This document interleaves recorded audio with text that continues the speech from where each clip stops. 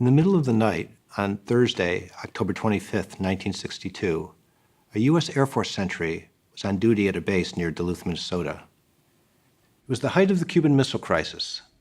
Blockade of Cuba had been implemented, and the Strategic Air Command was at DEFCON 2, its second highest level of nuclear alert.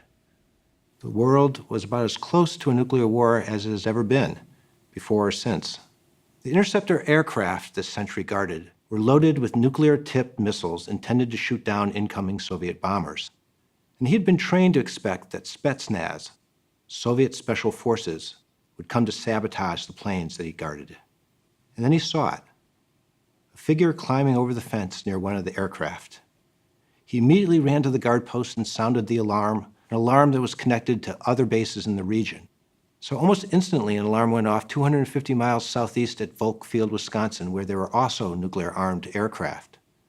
Except at Volk Field, instead of the sabotage alarm, the alarm that went off was the klaxon, the alarm announcing war had begun.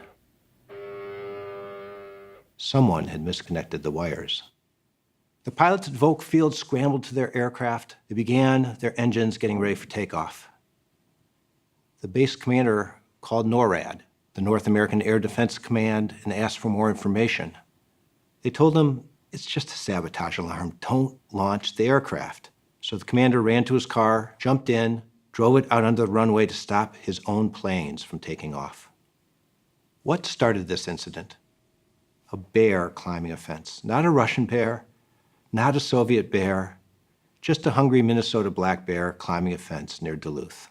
And I tell you this story because there's a widespread belief that nuclear weapons have produced a form of stability between the major powers. It's a notion that I believe warrants a closer examination. And I think that examination might produce some healthy skepticism about the strength of that stability. Please join me over the next several segments as we explore this relationship between nuclear weapons and international stability.